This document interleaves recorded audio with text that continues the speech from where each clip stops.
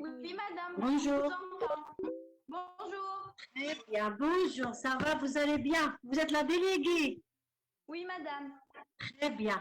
Donc, pour la séance d'aujourd'hui, on l'a fixée comme ça. La prochaine fois, on verra selon l'emploi du temps. Je pense qu'on va garder les créneaux habituels que vous avez déjà. Oui, madame. Alors, si votre enseignante réussit à régler son problème de connexion, elle va vous prendre. Sinon, je continue à vous prendre moi-même. OK. Alors, je vous ai envoyé une vidéo, c'était juste pour faire un essai. Est-ce que vous l'avez vue? Je l'ai Allô? pas. Allô? On n'a pas vu. On n'a pas vu. Vous l'avez pas vue? J'ai Mais, reçu aujourd'hui. non, non, mais ça fait pas longtemps que je l'ai envoyé. C'est juste pour faire un essai et pour vous me disiez si la vidéo, ça va vous régler un problème. Au moins pour les gens qui ne sont pas connectés tout de suite. Donc ils peuvent la voir plus tard. Donc, je l'ai fait pour un cours, une partie du cours, donc je vais faire maintenant aussi. Mais on va essayer de corriger les erreurs, on va essayer d'améliorer, on va essayer de perfectionner. C'est avec le temps. Oui, Donc, madame. comme a dit l'enseignement à distance, c'est une première expérience pour nous. Donc, on n'a pas été déjà formés pour ça. Donc, on essaye de bien faire les choses à Damakan. Au moins, vous allez vous occuper pour ne pas oublier vos cours et TD. On continue quand même à travailler. Inch'Allah, إذا كان ربي رفد علينا هاد la pandémie, on reprendra la vie normale. Tout dépend de واش يحب ربي. Bon, حنايا on fait ce qu'on peut. ان شاء الله بربي. Voilà, on fait ce qu'on peut. حاجة اللي ما نقدروش نديروها بيدنا, on peut rien faire. On va essayer. Je vais vous faire le cours هكذا l'écran. Je partage l'écran. Est-ce que vous voyez le fichier? Oui, vous êtes la page Oui. 9. خلاص, probabilité conditionnelle.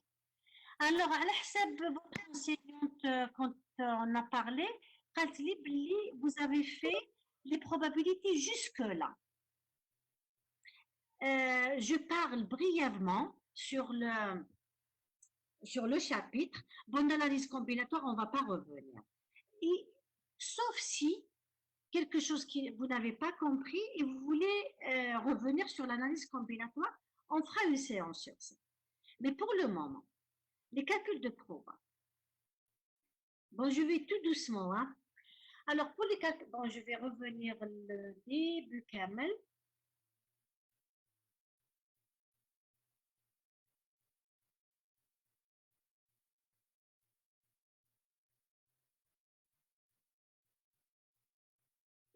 Voilà, c'est là où on a commencé les probabilités. Alors, quand il y a bien, le son, il est bon. Le son, il est clair. Oui? Très bien, merci. Alors, pour les calculs de probabilité, en général, pour faire des probabilités, on a besoin d'une expérience. Une expérience aléatoire, c'est-à-dire, les résultats ne dépendent que du hasard. C'est-à-dire, on ne sait pas ce qu'on va trouver, comme lancer une pièce de monnaie, lancer un dé, etc. Bon, quand on parle d'une expérience, bon, ça vous l'avez fait déjà. C'est juste pour faire un petit rappel. Pas su, s'il vous plaît, j'ai pas su couper le son. ما عرفتش نكوبي le son. Donc, essayez de le couper من عندكم نتوما. Coupez votre son. D'accord? Parce que on a des بزاف le son, j'arrive pas à parler.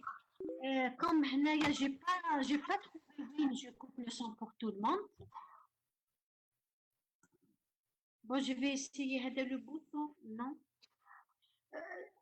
Couper, chacun coupe le son.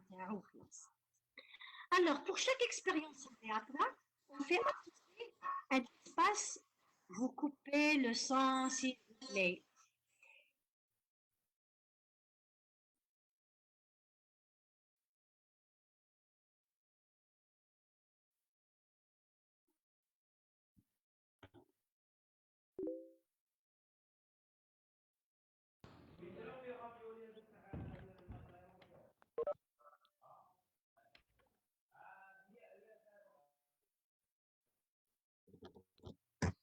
Bon, le son n'a pas été coupé, hein.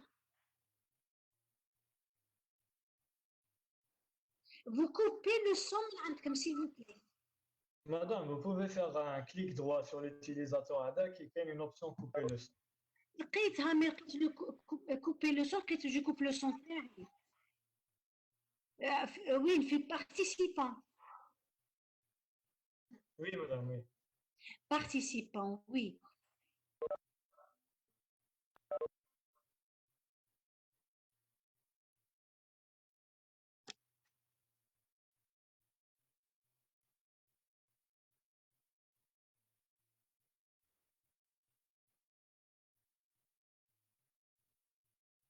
Bon, ça c'est pour la vidéo. Bon, vous attendez un petit peu.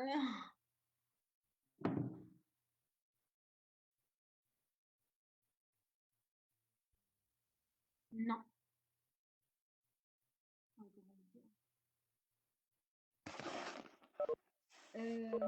je n'ai pas trouvé.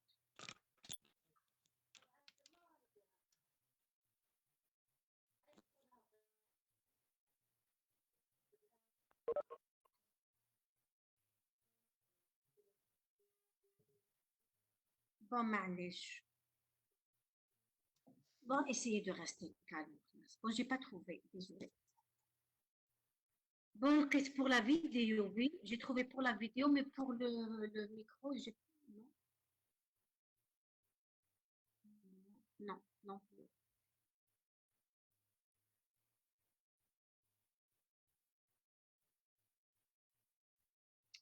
Bon, معلش, on continue. Donc, pour chaque expérience aléatoire, on fait associer son espace fondamental. C'est quoi l'espace fondamental? C'est l'ensemble de tous les résultats possibles. Par exemple, quand on lance une pièce de monnaie, les résultats possibles, c'est plus ou face. Si on lance un dé, c'est 1, 2, 3, 4, 5, 6. À partir de là, on définit les événements. C'est quoi les événements? Les événements, c'est tout simplement des sous-ensembles de oméga. Un sous-ensemble de oméga, par exemple, quand on lance un dé, à obtenir une phase paire, c'est-à-dire c'est 2, 4, 6, donc c'est une inclusion de oméga. Bon. Et ça, c'est pour dire que on peut faire des opérations sur les événements. Ce sont les mêmes opérations ensemblées. C'est exactement comme si on fait des opérations sur les ensembles. Bon, ça c'est pour les événements. Je descends. Bon, pour une algèbre, c'est quoi une algèbre? Elle vérifie les propriétés que c'est un ensemble d'ensembles, comme l'ensemble des parties d'un ensemble. C'est constitué par le vide, les singletons, les éléments 2 à 2, 3 à 3, etc. Là, on fait une algèbre de oméga, c'est de construire un ensemble qui contient oméga, qui est stable pour une réunion finie et qui est stable par passage complémentaire. On le fait par construction pour pouvoir parler plus tard d'une application P. L'application P, c'est l'application probabilité. Bon. L'application proba, je suis descendue trop vite.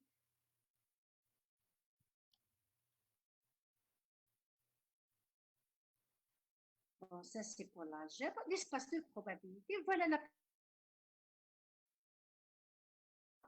مدام تقدري تعاودي لنا l'algèbre d'événement. Comment? Madame le sang. تقدري تعاودي لنا l'algèbre d'événement. D'accord, ok. Moi, je pensais, bon, je suis passée rapidement, mais il faut me le dire, hein. Je préfère comme ça. Dites-moi ce que je dois refaire. Algèbre d'événements. Donc, une fois qu'on a une expérience, le son, ça va? Une fois qu'on a l'algèbre d'événements, bon, je vais faire des petites vidéos. J'enregistre au fur et à mesure et je coupe.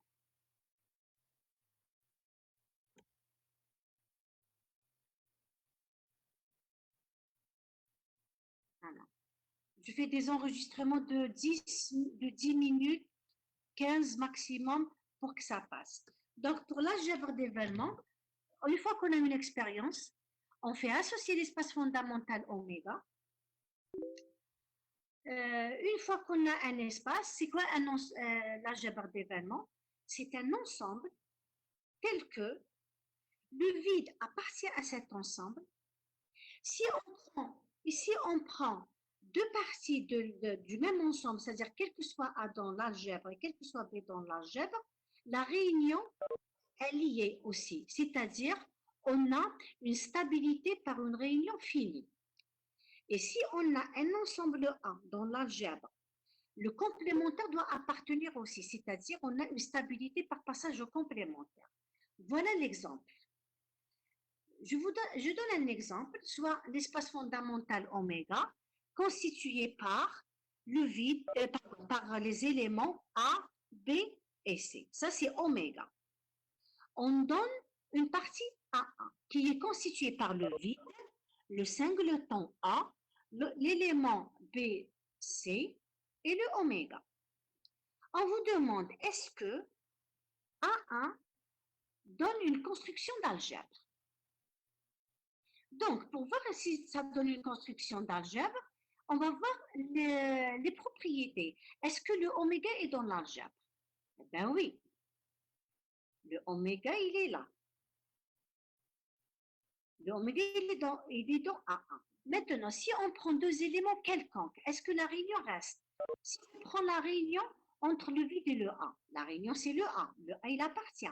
Si je prends la réunion entre le vide et le BC, BC appartient.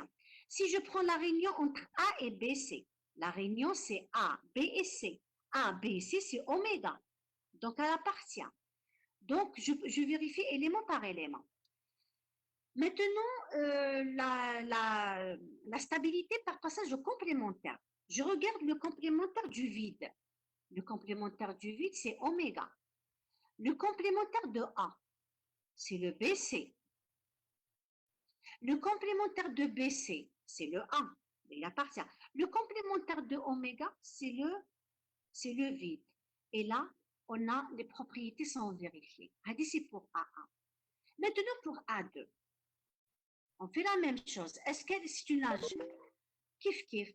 Je vérifie la stabilité par les réunions de A2 entre le vide et le B, entre le vide et le AC. Par le complémentaire, la réunion entre le vide et oméga, c'est oméga. La réunion entre B et AC, donc c'est A, B et C, donc c'est oméga. Donc c'est appartient. Donc elle est stable par passage au complémentaire et elle est stable par la réunion finie. Donc c'est une algèbre. Bon, هذا l'exercice, plus de son, le son il est au maximum. Hein?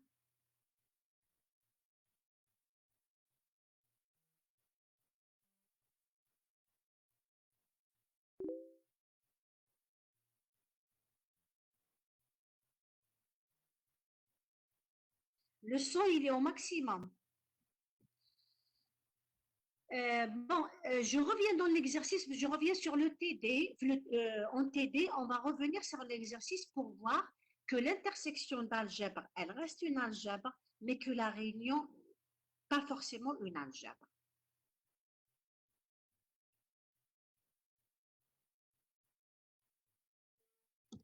Alors, une fois qu'on a une...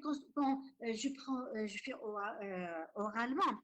Quand on a un ensemble formé par des éléments 1 et 2, c'est quoi l'ensemble des parties d'un ensemble? L'ensemble des parties d'un ensemble, c'est le vide, le singleton 1, le singleton 2 et l'élément 1, 2. Et bien, c'est une algèbre. Donc, on peut avoir des algèbres. Bon, par exemple, les parties d'un ensemble, c'est une algèbre. Alors, là, une fois qu'on a l'espace fondamental et l'algèbre qu'on avait construit, ça donne un espace probabilisable. Probabilisable, c'est-à-dire sur lequel on peut définir une probabilité. On donne quelques exemples d'algèbre. L'ensemble formé par le vide et oméga, c'est une algèbre, c'est l'algèbre triviale. Elle vérifie les propriétés de stabilité par passage au complémentaire et stabilité par une réunion finie. L'algèbre de Bernoulli, c'est une algèbre, pourquoi? Parce qu'on a aussi la stabilité par des réunions. Le vide, la réunion entre le vide et le A, c'est le A, le vide de A bar, c'est A bar, le vide de oméga, c'est la réunion entre A et A bar, c'est le oméga. Bon, on a la stabilité par une réunion finie.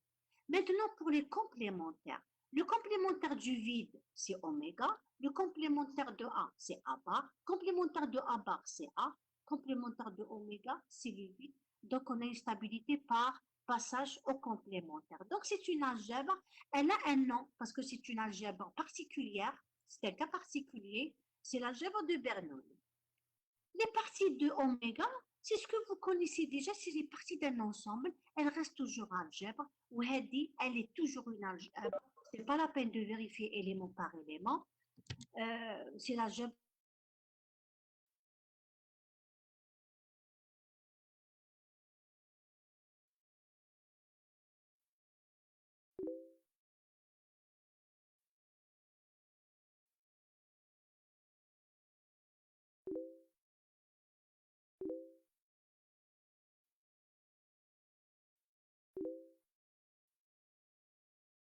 Connexion, parce que là, le son, il est au maximum.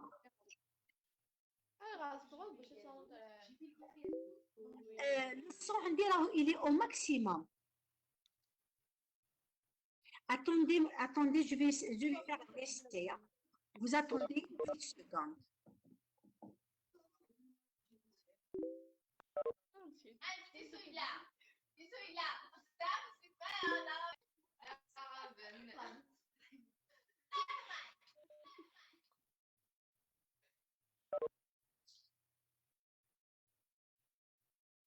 Bon, je vais faire un essai avec le casque.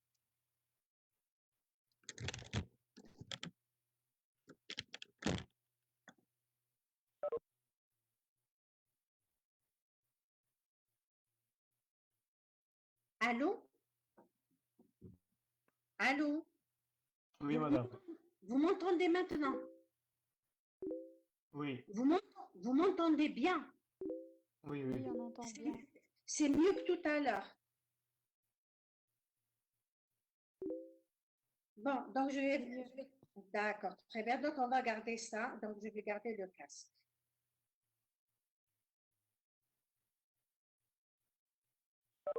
Donc, on continue.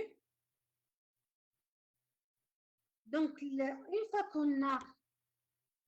qu'on a l'espace fondamental, on a une algèbre, donc on définit une application. Cette application, elle est définie de oméga vers l'ensemble 0,1. À un événement A, c'est-à-dire pour chaque sous-ensemble de oméga, on fait associer l'image P de A. La probabilité P de A, P pour qu'elle soit une probabilité, elle doit vérifier les propriétés, les axiomes que P de oméga égale à 1, P du vide égale à 0, quel que soit A dans l'algèbre, quel que soit B dans l'algèbre, si l'intersection est vide, P de la réunion, c'est la somme des probabilités. Donc là, on a un espace de probabilité.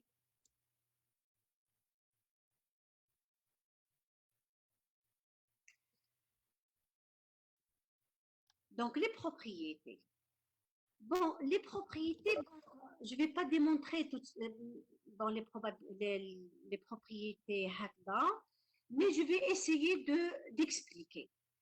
La première, on vous dit que la probabilité, c'est une application croissante. Croissante pourquoi? Si on se donne un événement A inclus dans un événement B, ça veut dire je dessine l'événement A, non, là c'est l'événement B, et là je dessine l'événement A,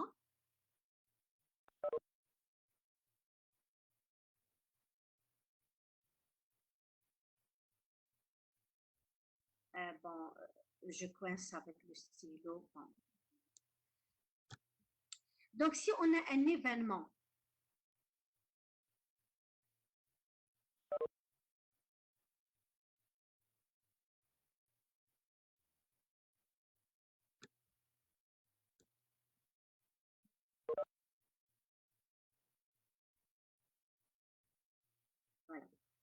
Donc, je prends l'événement B. Je prends l'événement A. D'accord, vous voyez. Donc, le A, il est inclus dans B.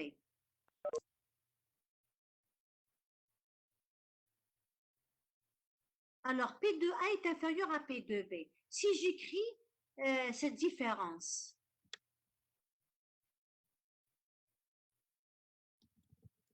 bon, je ne sais pas comment je peux montrer avec le stylo.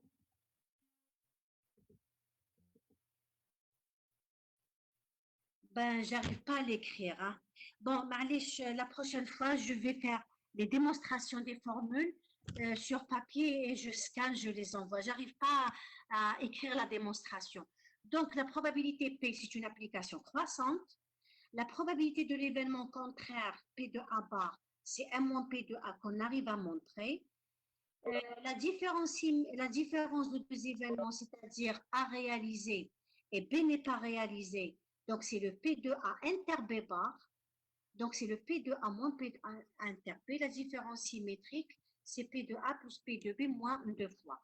Bon, pour les propriétés, donc je vais les écrire, je vais écrire la démonstration et je vous les envoie. D'accord?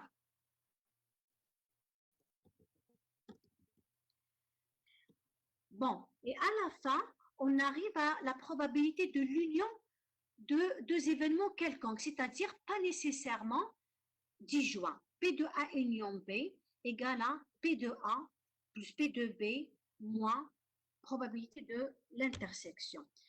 Celle-là, c'est pour deux événements. On peut généraliser pour un événement quelconque. Mais pour le moment, on ne va pas faire la démonstration par récurrence, on va se contenter de faire les cas particuliers pour n égale à 2, n égale à 3. Quand vous voyez que la probabilité de A1 union A2 jusqu'à AN, c'est la probabilité de l'union des AK de AN, ça s'écrit, c'est quantité S1 moins S2 plus etc. jusqu'à moins n puissance n Sn. C'est quoi les SK?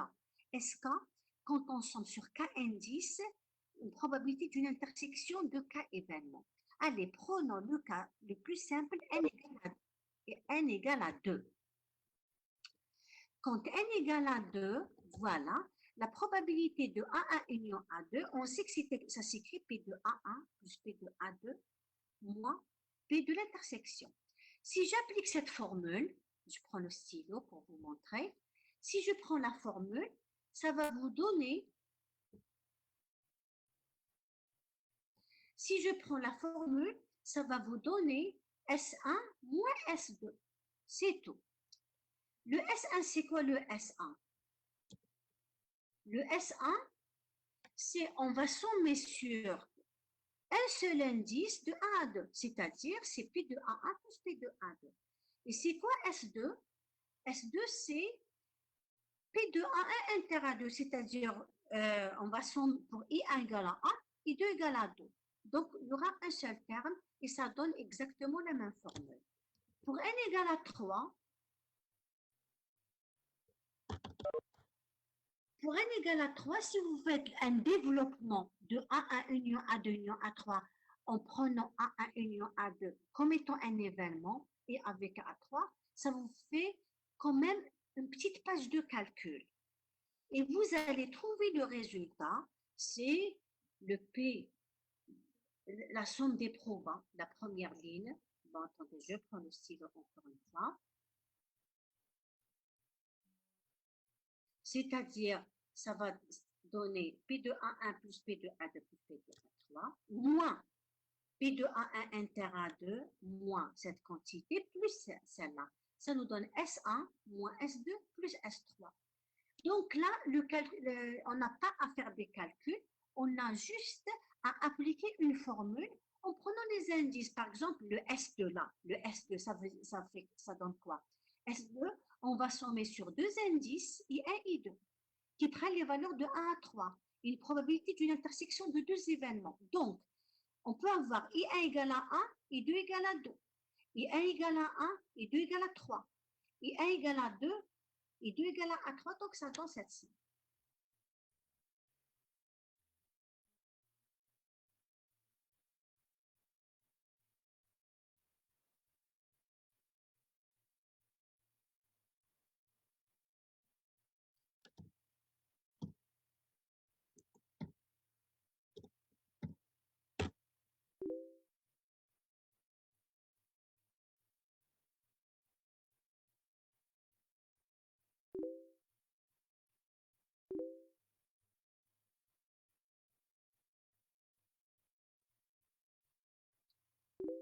D'accord?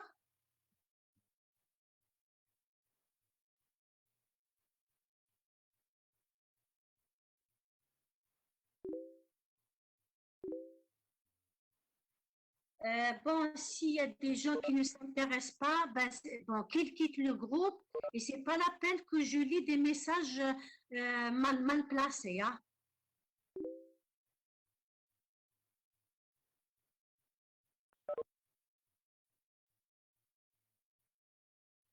Est-ce que vous écoutez?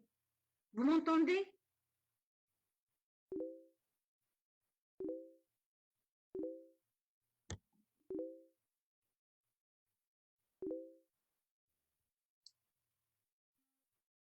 Bon, pour l'inégalité de goût, ça sera fait en TD. Bon, maintenant, les événements équiprobables.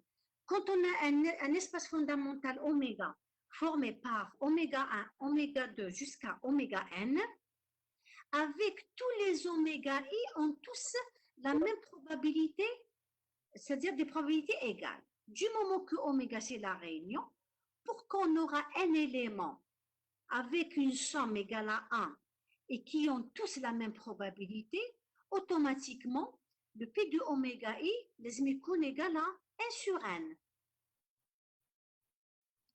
Donc, P de oméga i.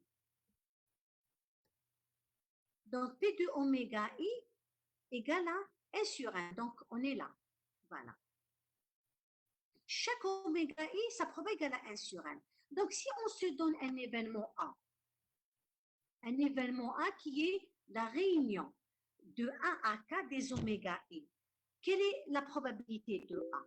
Donc, ça sera la somme des P de oméga i, de 1 à k. Comme chaque P de oméga i,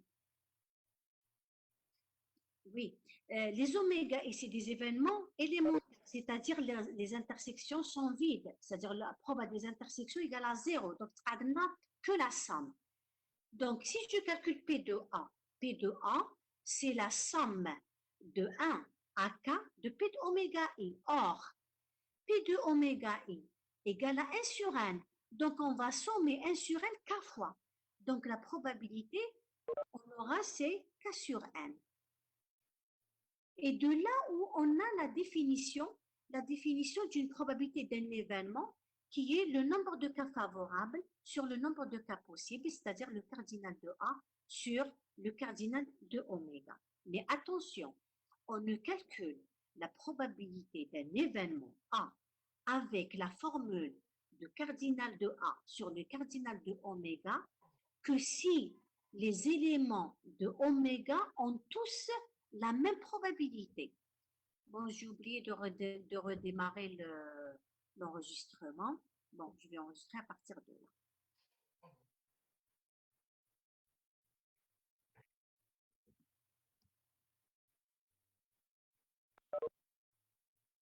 Bon, l'exemple, bon, on le fera en cours. Pardon, en TD, désolé. Bon, maintenant, les probabilités conditionnelles.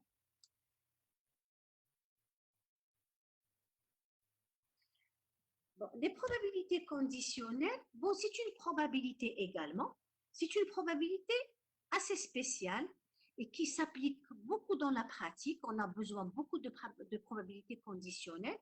Elle est définie par, on se donne bien sûr un espace de probabilité oméga AP, oméga, l'espace fondamental, A étant en algèbre, et P, c'est une probe. On définit, on se donne un événement A tel que sa probabilité est non nulle. On appelle probabilité conditionnelle de B relative à A, ou bien la probabilité de B sachant l'événement A, c'est tout simplement l'application qu'on indexe par A, PA définie de l'algèbre vers le segment 0A, définie par la probabilité de l'intersection sur P de A. Bon, c'est quoi cette probabilité? C'est-à-dire, on peut calculer une probabilité sachant un événement qui est déjà réalisé. C'est-à-dire, je sais déjà que l'événement A est réalisé. Comment je le sais qu'il est réalisé? Parce que je sais que sa probabilité est non nulle. Si la probabilité d'un événement est non nulle et qu'il est réalisé déjà, je peux calculer la probabilité d'un autre événement que je note B, sachant l'événement à réaliser égal à cette quantité. La première des choses à voir, est-ce que PA définit bien une probabilité? Elle définit une probabilité si PA du vide égale à 0, PA d'une réunion égale à la somme des PA si les événements sont disjoints. Bon, on va voir ça.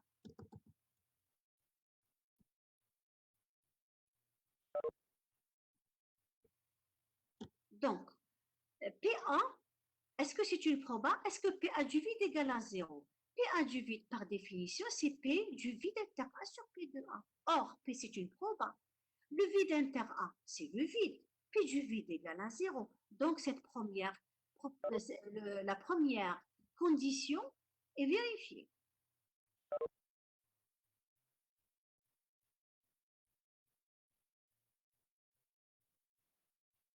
Voilà, donc elle est vérifiée. La deuxième, on se donne B, un événement, et C, un autre événement dont l'intersection est vide.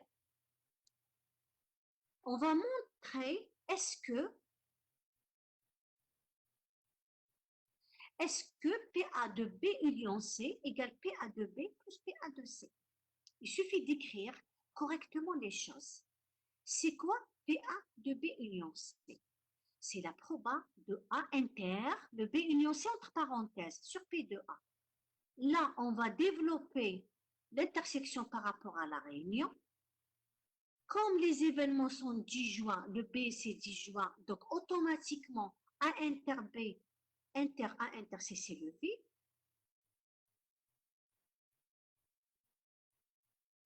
Donc, ça nous donne P de A inter B plus B de A inter C, les deux sur P de A. Bon, on divise chaque terme par P de A.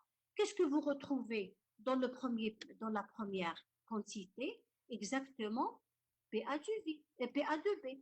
Et dans la deuxième, c'est PA de C. Donc, c'est une probabilité, donc c'est correct.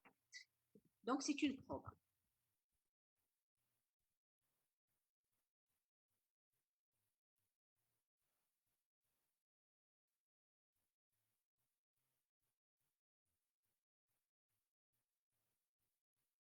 Ça va? Il y a des questions? Des questions? Non. Très bien.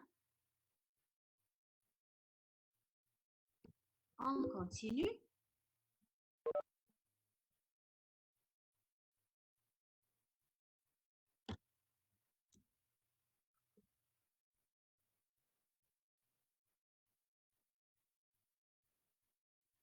L'action de probabilité composée.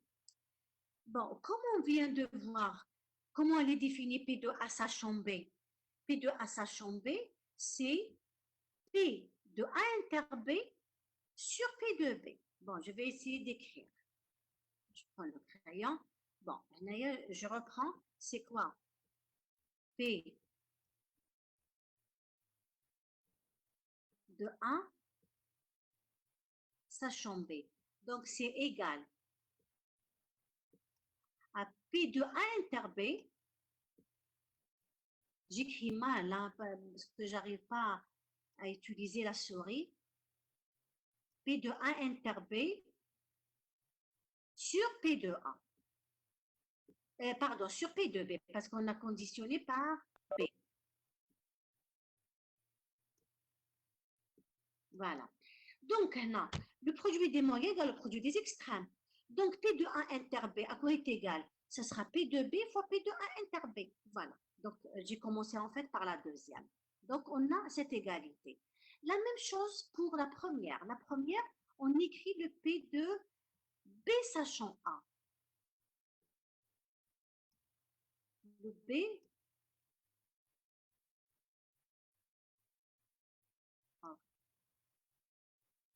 Le B sachant A, j'arrive pas.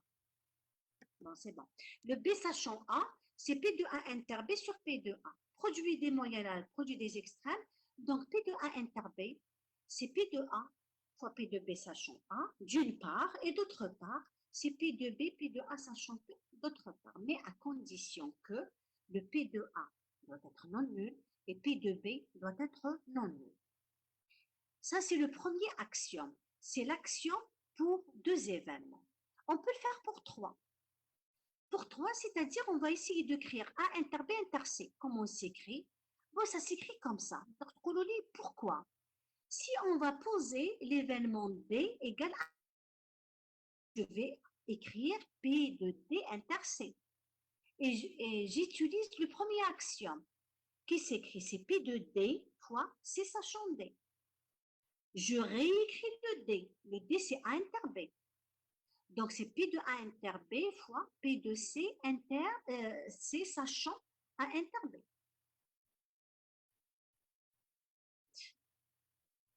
J'utilise encore une fois le premier axiome pour écrire le P de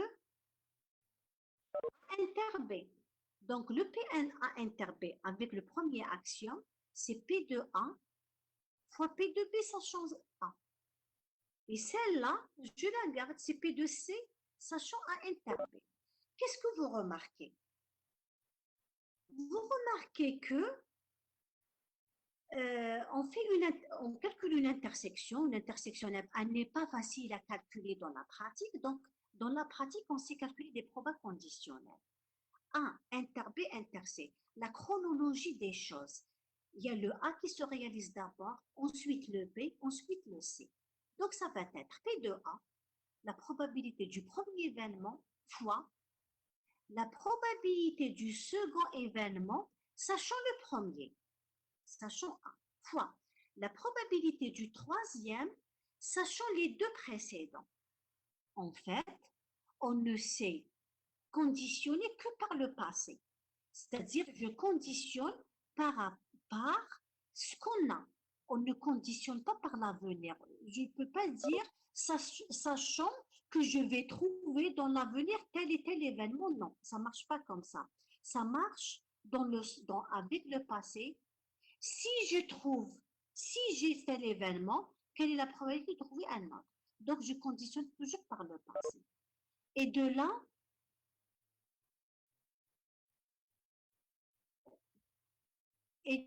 je généralise pour un événement. Pour un événement, c'est-à-dire A1, inter A2 jusqu'à AN, comment cette intersection s'écrit? En commençant par P de A1, donc A1 c'est le premier, donc deuxième sachant le premier, deuxième sachant le premier le deuxième sachant premier, deuxième, troisième, etc. Donc on fait toujours un conditionnement dans le sens de la chronologie des choses. Le premier se réalise, donc proba du deuxième sachant le premier. On va être proba troisième sachant premier, deuxième, et ainsi de suite.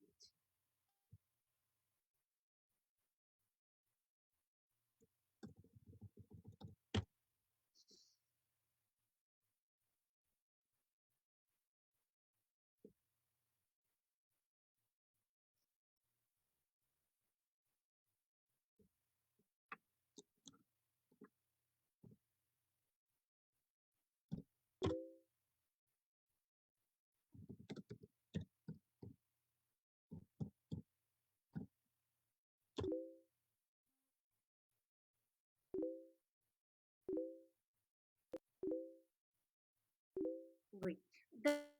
Donc là, je ne fais pas d'exemple tout de suite. J'avance dans le cours, je vous donne tout ce qui est sur le cours, on fait les applications.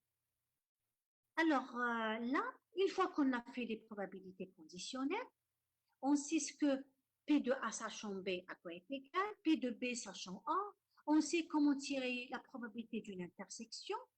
On revient au système complet et je rappelle parce que je ne l'ai pas rappelé tout à l'heure. Quand on se donne une suite d'événements A1, A2 jusqu'à AN, on dit qu'une suite d'événements forme un système complet de oméga si les intersections des événements sont disjointes 2 à 2, c'est-à-dire chaque AI et chaque AJ, l'intersection est vide. Donc, je vais écrire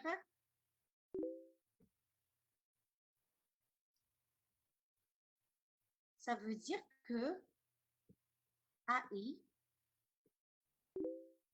inter, bon, inter agit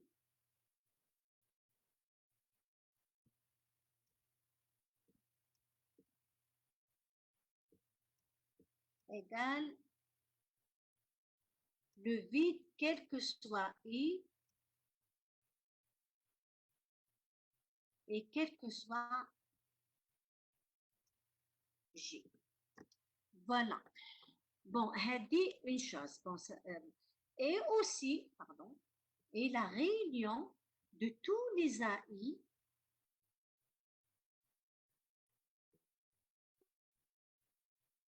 c'est égal à oméga, bien sûr, pour I allant de 1 à N. Voilà ce que ça veut dire un système complet. Donc, A1, A2, A1 forment un système complet si les intersections sont vides de A2 et que toute la réunion, c'est oméga. Une fois qu'on a un système complet, ça va nous résoudre beaucoup de problèmes pour calculer la probabilité d'un événement quelconque. Je veux calculer la probabilité d'un événement A, mais je ne sais pas le calculer. Je ne sais pas calculer la probabilité de cet événement. Alors, qu'est-ce qu'on fait? On va utiliser le système complet. P de A, en fait, c'est égal à la somme de P de AI fois P de A sachant AI. À vue d'œil, ça paraît un peu compliqué. Bon, on ne voit pas d'où ça vient. Mais en fait, il suffit d'écrire le A comme étant un inter-oméga. Le A, c'est un sous-ensemble de oméga. Voilà oméga et voilà l'événement A. Le A, il est inclus dans oméga. Donc, l'intersection A inter-oméga, c'est quoi? C'est exactement le A. Donc, quand je calcule P de A, c'est P de A inter-oméga. Or, oméga, c'est quoi oméga? Oméga, c'est la réunion des AI. Parce que c'est un système complet. On remplace oméga par la réunion. Après, on développe la réunion par rapport à l'intersection. Comme les événements sont disjoints 2 à 2, donc il n'y a pas d'intersection. Donc la probabilité de l'union, c'est la somme. Donc c'est la somme de P de A inter AI. Donc je garde la somme A inter AI, comme on a dit tout à l'heure, une intersection, je peux la décomposer. Donc ça s'écrit P de AI fois P de A sachant AI, d'où la formule. D'où la formule. D'où la formule de P de A, c'est la somme des P de AI fois P de A sachant AI. Cette formule, elle s'appelle la formule de la probabilité totale. On va faire un exemple. Un exemple sur ça, on se donne 3 boîtes, la boîte B1, la boîte B2 et la boîte B3, qui contiennent respectivement 2 boules noires, 2 boules blanches, une boule noire et une boule blanche. C'est-à-dire, la boîte B1 contient 2 boules noires. La boîte B2 contient 2 boules blanches. Je vais schématiser. Je prends le crayon, encore une fois. Donc là, je dessine donc 3 boîtes. Donc là, il y a 2 noirs dans la première. Là, il y a 2 blanches. Et là, il y a une noire et une blanche.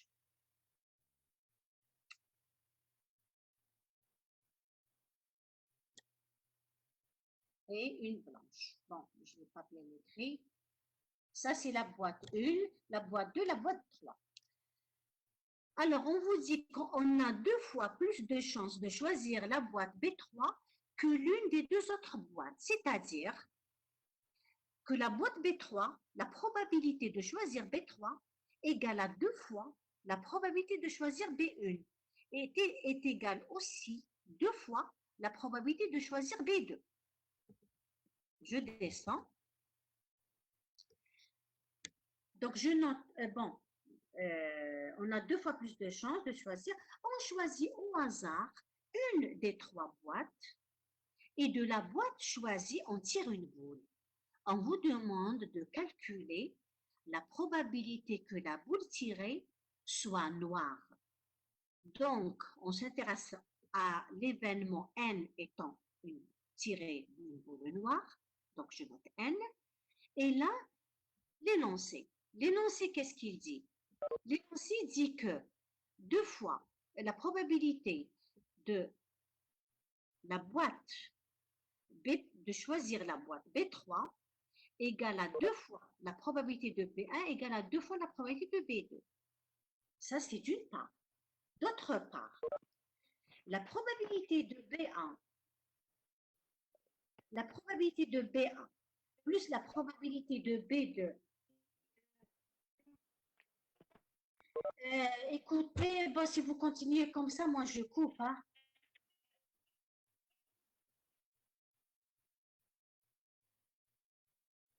Excusez-moi, mais je coupe la vidéo. Je ne vais pas faire le cours avec vous parce que là, vous exagérez.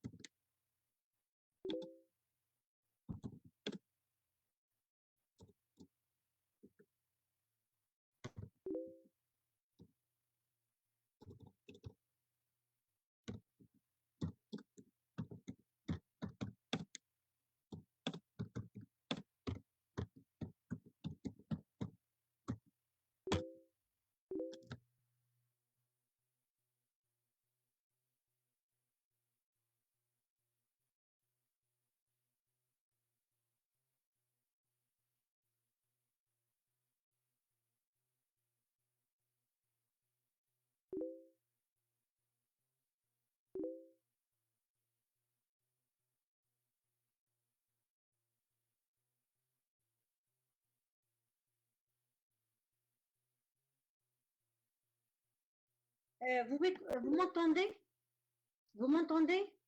Oui, madame. Bon, هذا l'idiot qui est en train d'écrire n'importe quoi, j'ai son nom, il s'affiche عندي على بالي qui c'est. Je sais qui c'est. Donc, je vais l'exclure.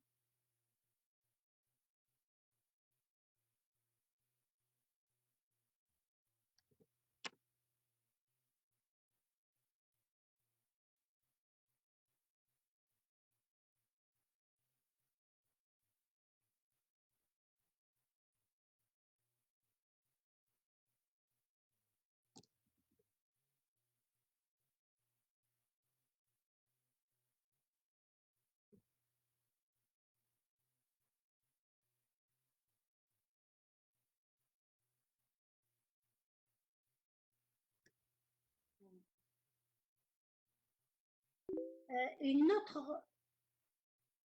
Allô? Allô? Oui, madame. Oui, on vous entend. D'accord. Très bien.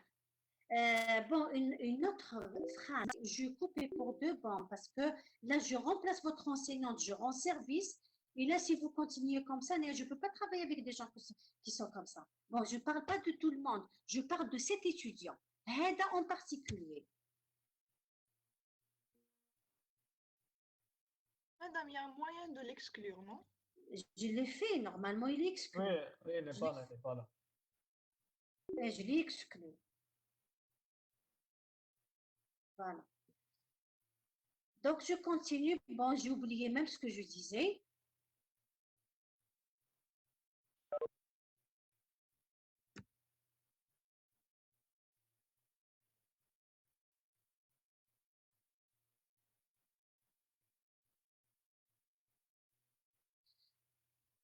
Donc, revenons à nos boîtes.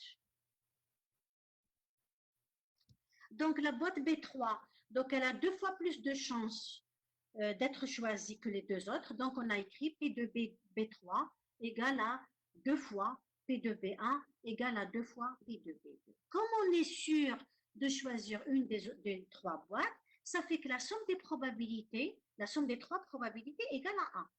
Donc, en fait, on a un système d'équations pour tirer P de B1, P de B2, P de B3.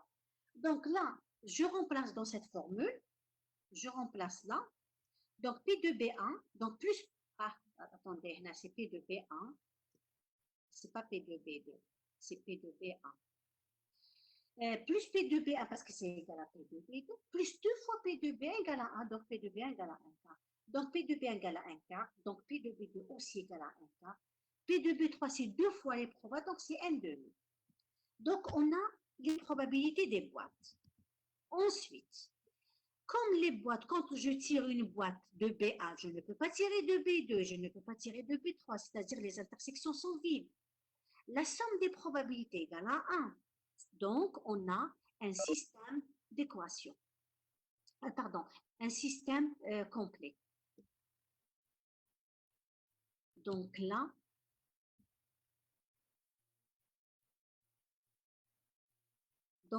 on a B1, B2, B3 forment un système complet de oméga.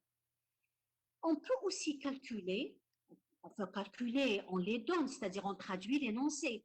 À quoi est égale la probabilité de tirer une noire, sachant qu'on tire de la boîte B1. La boîte B1, elle contient 2 boules noires. Quelle est la probabilité de tirer une boule noire si je tire de la boîte B1? Égale à 1. Parce que si je sais que je tire de la boîte B1 et la boîte B1, elle contient 2 noirs, si je tire une boule, je suis sûre qu'elle sera noire. Donc, la probabilité, elle est égale à 1. La boîte B2, elle contient 2 boules blanches. Si je tire de la boîte B2, quand je tire une boule, je sais qu'elle ne sera pas noire parce qu'il n'y a aucune boule noire dans B2. Donc, la probabilité, elle sera égale à 0. La boîte B3, elle contient une boule noire et une boule blanche. Donc, si je tire de la boîte B3, la probabilité qu'elle soit noire, c'est une chance sur 2. Donc, c'est 1/2. D'accord?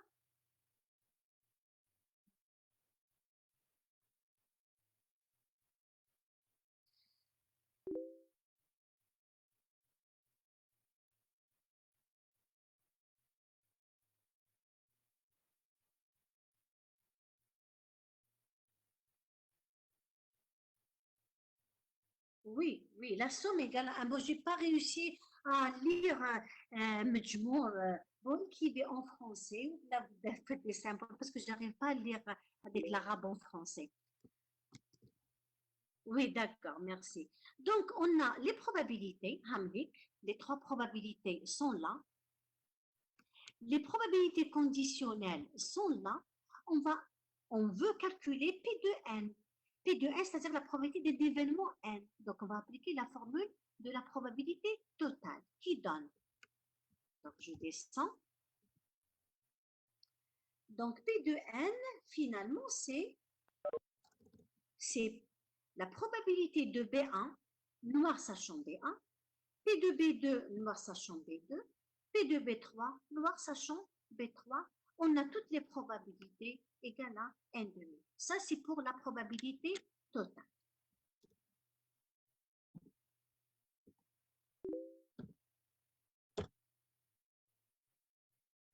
Je continue. Oui. Alors, maintenant la formule de Bayes. La formule de Bayes, en fait, c'est tout simplement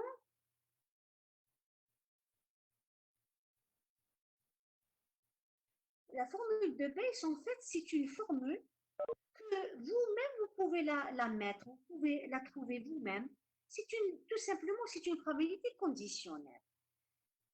On est toujours dans les mêmes conditions, c'est-à-dire on a un espace de proba, on a un événement, on a un système complet. Un système complet, je reprends les intersections sont vides 2 à 2, A et interagit, c'est le vide, et que oméga, c'est toute la réunion, c'est A1 union A2 jusqu'à AN. Tout à l'heure, on a calculé P2A. Dans la formule de la probabilité totale, on a calculé P2A. Maintenant, on veut trouver la formule qui va nous permettre de calculer P, la probabilité d'un événement qui est dans le système complet parmi les AI, sachant l'événement A. Donc, c'est P de AI, sachant A. Donc, si on écrit, j'ai pris le crayon, donc si j'écris P de AI, sachant A, c'est quoi? C'est celle-là. C'est P de AI inter A sur P de A.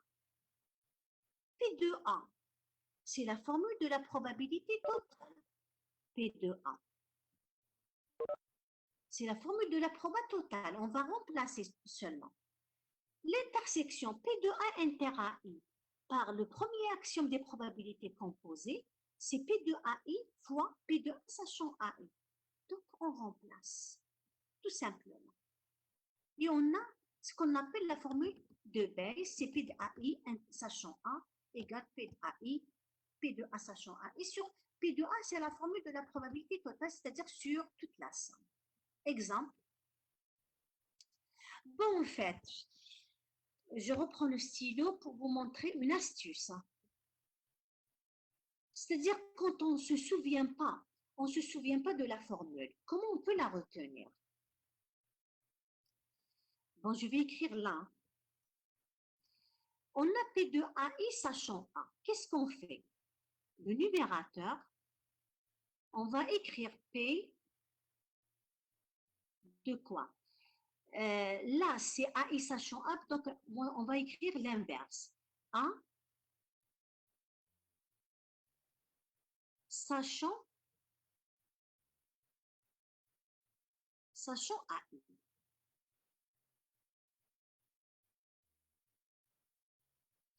Puisqu'on a écrit P de A sachant AI, donc là, on va multiplier par P de AI.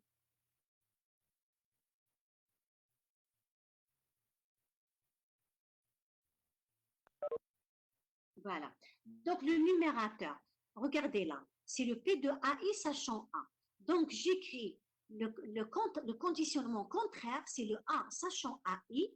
Je multiplie par P de AI. Mais le dénominateur, c'est la somme, la même forme, c'est la somme de P de AI. C'est exactement ce qui est écrit en numéraire.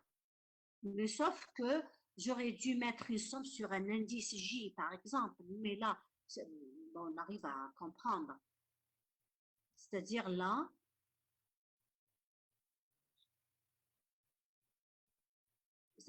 j'aurais dû mettre sur un indice J pour laisser le numérateur. C'est un élément de la somme et en bas, c'est toute la somme avec la même forme.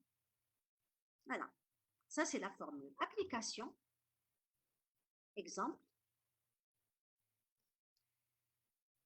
Soit une population, la population, elle est composée de 48% d'hommes, 48% d'hommes, donc automatiquement, on tire les femmes. Ce sont les 52% qui restent. Donc, 48% d'hommes et 52% de femmes. On suppose que 13% des hommes et 12% des femmes sont diabétiques. Bon, en lisant la première phrase, on doit traduire l'énoncé comment avec des événements et leur probabilité. On sait qu'une personne, quand on choisit une personne, elle peut être un homme. Donc, j'écris les événements H, la personne, c'est un homme. Si ce n'est pas un homme, c'est une femme. Donc, j'écris F, la personne est une femme. La personne, elle peut être diabétique, elle peut ne pas l'être. Donc, je peux écrire l'événement D. D, la personne est diabétique. Ça, c'est les événements. Ensuite, je vais traduire les valeurs. C'est quoi les 48%? 48%, c'est la probabilité de H. C'est la probabilité de l'événement H que la personne, c'est un homme. Les 52% qui restent, c'est la probabilité que la personne soit une femme. Bien sûr, la somme égale à 1 parce que toute la population, c'est soit un homme, soit une femme. L'intersection, elle est vide parce qu'une personne ne peut pas être homme et femme en même temps. Donc, on comprend que H et F forment un système complet. Donc, on a le système complet. Les 13% et les 12%, c'est quoi? 13% des hommes, c'est-à-dire quand je sais que c'est un homme, la probabilité que la personne soit diabétique, c'est 0,13. Donc, c'est la probabilité de D sachant H égale 0,13. D sachant F, si la personne c'est une femme, donc D sachant F, c'est 0,12.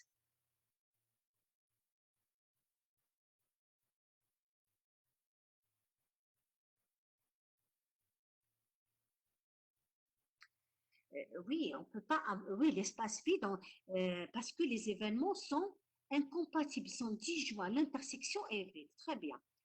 Donc, on a les probabilités des événements qui forment le système complet, on a les probabilités des conditionnels. Donc, je peux calculer P de D. Donc, P de D, c'est, on applique la formule de la probabilité totale. Donc, c'est P de H. Donc, on multiplie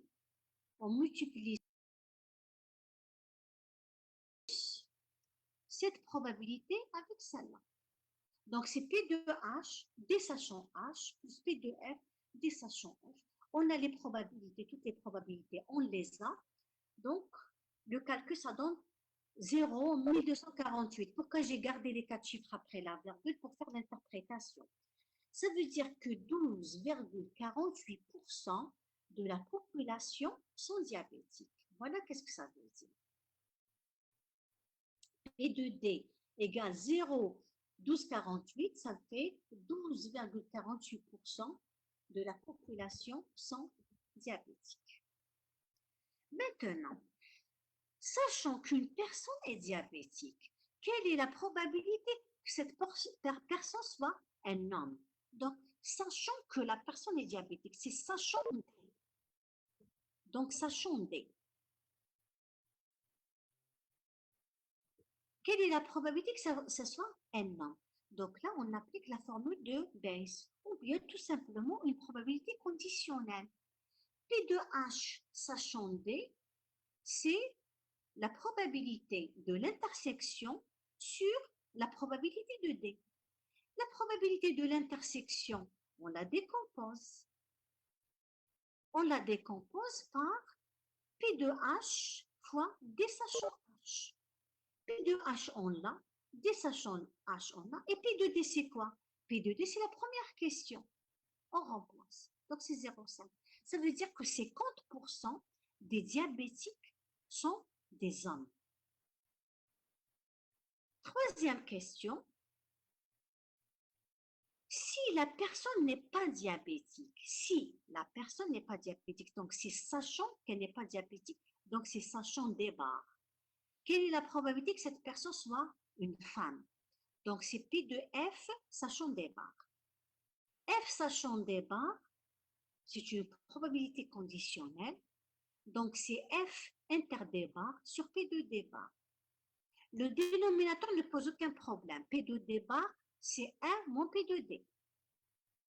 Le numérateur, F inter des barres, c'est le F moins D. On l'a vu dans les formules sur les probabilités, que cette probabilité, c'est le P de F moins P de F inter D. Or, P de F inter D, on peut la décomposer avec la probabilité conditionnelle. On va la décomposer par P de F. Donc, c'est P de F D sachant F. Remarquez qu'il y a le P de F, il y a le P de F. On peut mettre en facteur le P de F. Qu'est-ce qui reste? Donc, c'est P de F en facteur, il reste M moins P de D sachant F. Et voilà. Et là, on a tout. On a le P de F, on a le D sachant F, on a le P de D, on remplace, on trouve la valeur, c'est presque 0,52. 0,52, c'est-à-dire que 50% des non-diabétiques sont des femmes.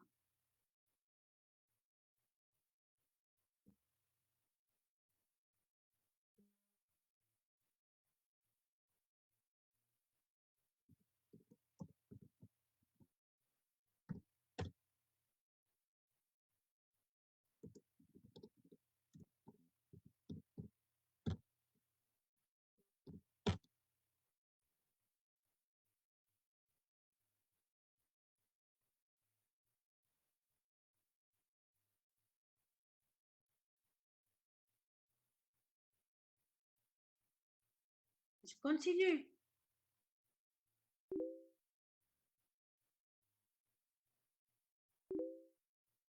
Oui.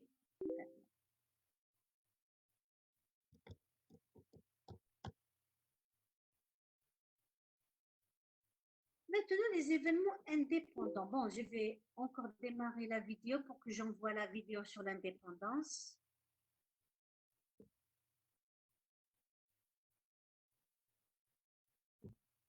Je commence. Alors, pour l'indépendance, toujours les mêmes conditions, un espace fondamental, c'est-à-dire un ensemble fondamental, oméga, une algèbre et l'application proba. On se donne deux événements A et B, deux événements donc, qui appartiennent au même espace, au même algèbre, mais avec des conditions A soit non nul et P de B soit non nul. On dit que l'événement A est indépendant de l'événement B si la probabilité de A sachant B égale à P de A. Ça veut dire quoi? P de A sachant B, c'est-à-dire si je sais que B est réalisé, la probabilité de A sachant B, bon, elle a une expression. Mais si le B ne dépend pas de A, que je conditionne par quelque chose qui n'a aucune relation avec l'événement, ça ne change rien sur le calcul de P de A. Donc, je conditionne par quelque chose qui ne dépend pas de A, donc la probabilité ne change pas. Donc, P de A sachant B reste P de A. Conditionné par B ou ne pas conditionné par B, ça ne change rien du tout. Et si A est indépendant de B, alors B aussi est indépendant de A. Donc, quand on écrit P de A inter B, P de A inter B, souvenez-vous, dans l'axiome de probabilité composée, la probabilité de A inter B, on l'a décomposée par P de B, P de B fois P de A sachant B, et on l'a décomposée aussi par P de A fois P de B sachant A. Ça, c'est le premier axiome de probabilité composée. Maintenant, si B ne dépend pas de A, ça fait, je prends le stylo pour vous montrer. Donc, si le B ne dépend pas de A, donc le P de A sachant B, c'est égal à P de A, à cause de ça.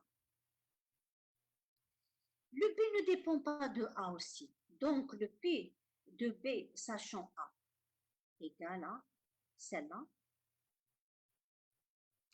P de B sachant A égale à P de B. Donc, que devient P de A inter B?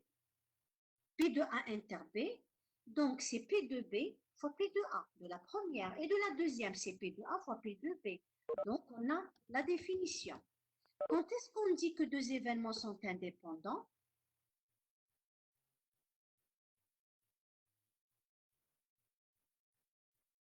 Quand est-ce qu'on dit deux événements sont indépendants?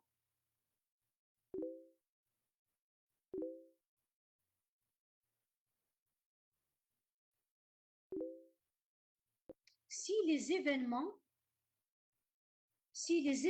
A et B, les événements A et B sont indépendants si P de A inter B égale à P de A fois entre, on peut avoir, bon, on peut démontrer autre chose. Si A et B sont deux événements indépendants, ça c'est un exercice, on peut faire les deux premières maintenant. Si A et B sont indépendants, il en est de même que A et B bar, A bar et B bar. Bon, alors, regardons pour A et B bar. Si A et B sont indépendants, donc P de A inter B égale à P de A fois P de B. Maintenant, A et B bar, est-ce qu'ils sont indépendants? Comment on peut le savoir? On écrit P de A inter B bar. On écrit P de A inter B bar par la formule de la probabilité de A inter B bar, c'est-à-dire la probabilité de A moins B, et probabilité de A moins B, elle est égale à P de A moins P de l'intersection. Comme A et B sont indépendants, A et B sont indépendants, donc P de A inter B, c'est le produit. On vient remplacer, on remplace dans cette égalité. Donc c'est P de A moins P de A fois P de B. Regardez le P de A, il figure là et il figure là. On le met en facteur. Donc, c'est P de A fois M moins P de B. P de A fois M moins P de B, c'est quoi? C'est P de B bar. Donc, qu'est-ce qu'on a trouvé? On a trouvé que P de A inter B bar égale à P de A fois P de B bar. Ça veut dire quoi? Ça veut dire que A bar et B bar sont indépendants. D'accord? Bon, maintenant, puisqu'on l'a fait pour A et B bar, on peut faire de même pour A bar et B. Donc, si A et B sont indépendants, donc A bar et B sont indépendants, A et B bar sont indépendants aussi. Maintenant, on va montrer que si A et B sont indépendants, A bar et B bar sont également indépendants. On va écrire P de A bar inter B bar. A bar inter B bar, si pour avoir une indépendance, on doit arriver à écrire ceci égale à P de A bar inter B bar.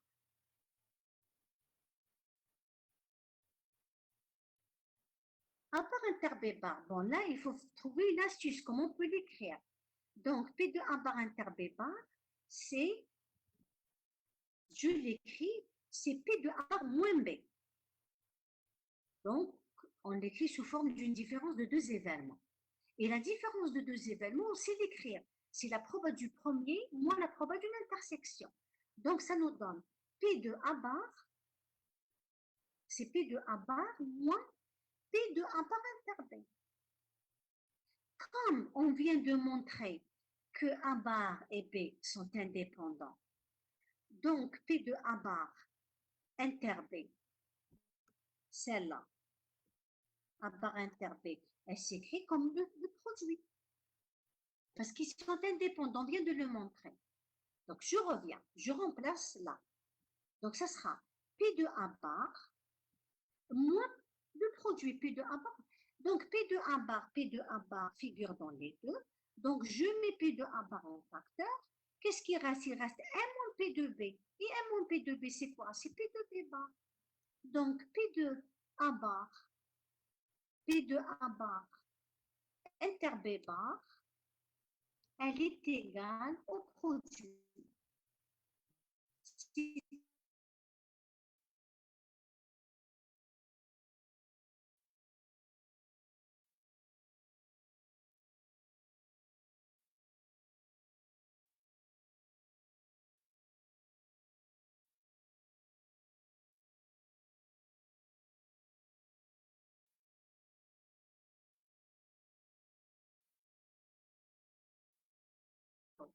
On a une suite d'événements A1, A2 jusqu'à AN, événements, des événements d'une même algèbre, ils sont indépendants.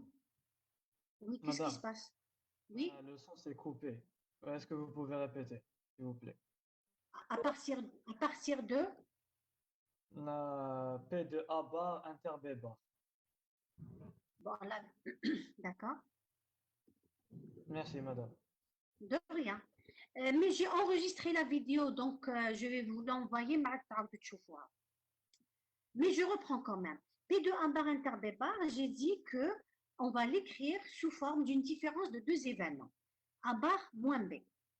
Comme on sait écrire la forme, la probabilité d'une différence de deux événements, c'est la probabilité du premier moins la probabilité de l'intersection. Or, cette intersection A bar et B, on a déjà montré qu'elles sont indépendantes. Donc, c'est le produit des probas. Donc, je remplace la probabilité. Donc, je prends le stylo pour que vous suiviez. Attendez, une seconde. Donc là, le P de A bar inter B bar, je peux l'écrire comme étant le produit. Pourquoi? Parce qu'on vient de montrer que A bar et B sont indépendants. et je viens injecter tout là. Donc, ça donne P de bar moins P de A bar B bar. Remarquez que P de A bar figure dans la première et dans la deuxième. Je vais en facteur. En facteur de quoi? Dans la première, il me reste le 1. De la deuxième, il me reste P de B. Et mon P de B, c'est quoi? C'est P de B bar. Donc, on est arrivé à montrer que P de B bar, ça veut dire que A bar et B bar sont indépendants, donc c'est correct. Alors, j'ai dit que la troisième proposition et la quatrième, on va la faire un peu plus tard. Une fois que je fais les autres types d'indépendance. Alors là, Brahim, tu fermes la porte. Brahim, tu fermes la porte. Pardon. Donc, l'indépendance 2 à 2, on se donne une suite d'événements A1, A2 jusqu'à AN. Donc, une suite d'une même algèbre. Qu'est-ce que ça veut dire une indépendance de 2 à 2? C'est P de A interagit, c'est P de A I fois P de AJ pour tous les indices qui y J. Donc, c'est une indépendance entre le premier et le deuxième, entre le troisième et le quatrième, entre le deuxième et le dixième, etc.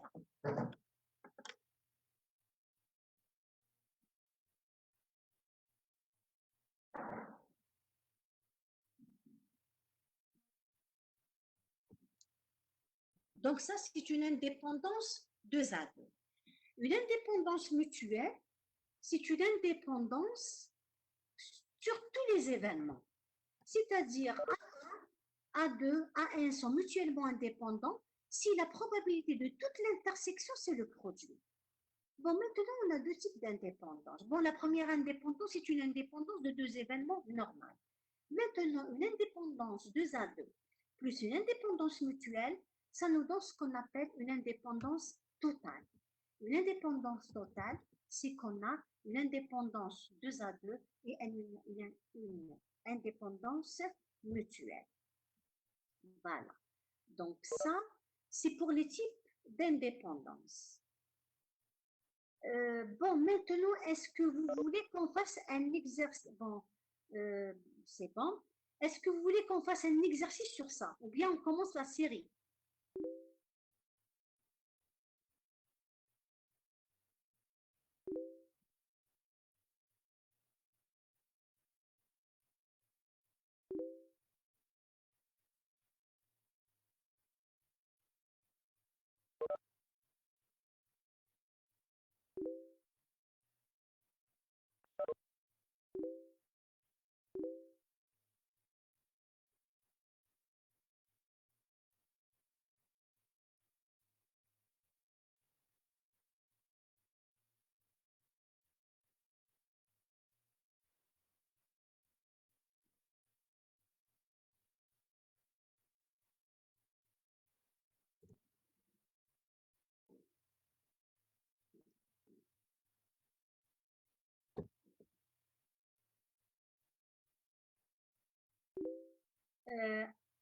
Vous êtes là?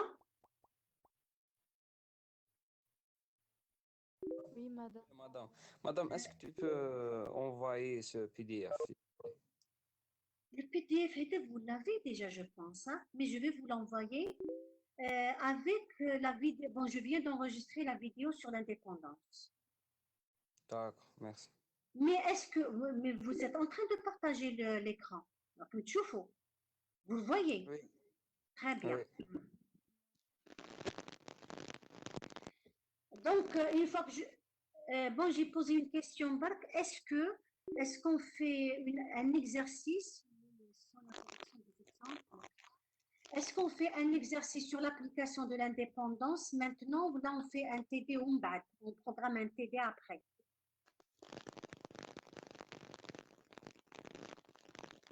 Après, madame, je pense. D'accord.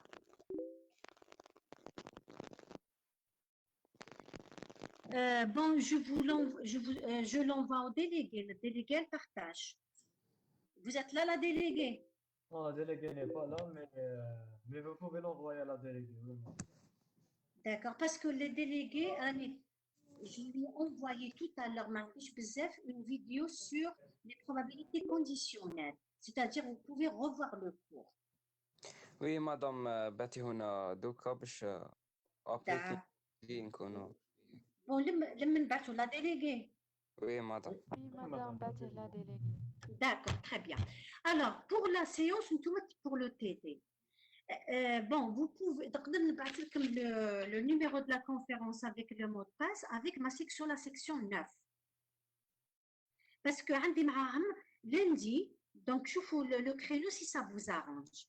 Lundi, le cours, c'est à 11 h et le TD, c'est à 13 h. Si les deux créneaux vous arrangent, pardon? Oui? Allô? Allô? Oui, madame. Oui. Est-ce que les créneaux pour le cours à 11 h et le TD à 13 h, est-ce que ça vous arrange? Madame, à 10 h, on a un cours. À 10 h, on a un cours et à 11 h, on a un TD pour les groupes 1 et 3.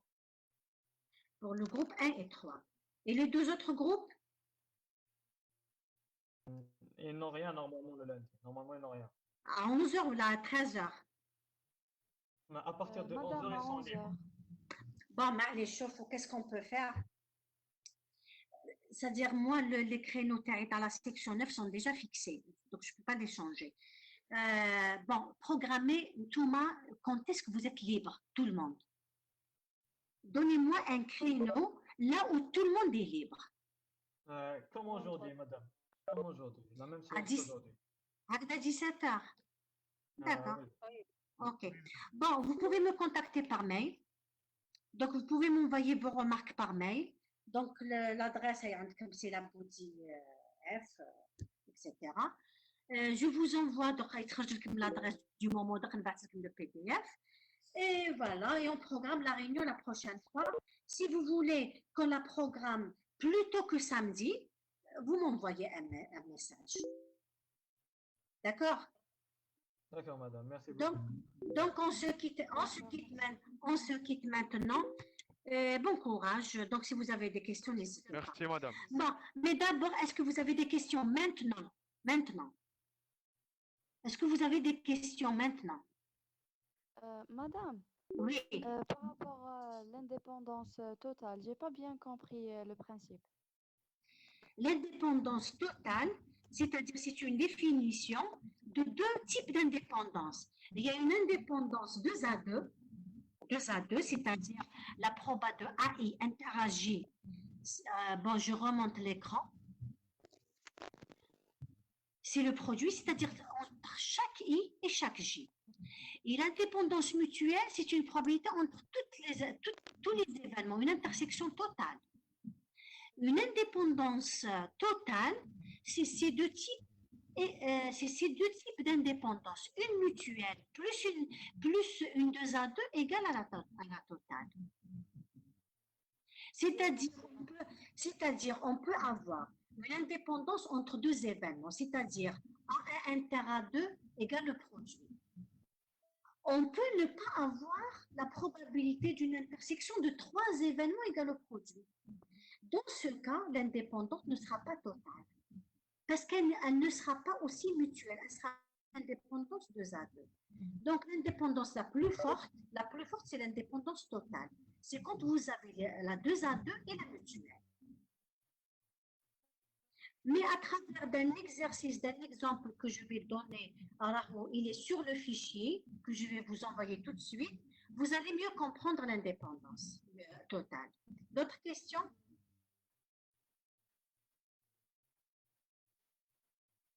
Oui? Est-ce qu'il y a d'autres questions? Non, madame. Non? On coupe? Non.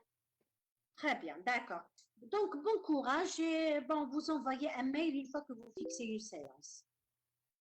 D'accord, madame. Merci beaucoup. D'accord, allez, au revoir. Au D'accord. revoir. Bon courage. À vous aussi. Merci, de rien.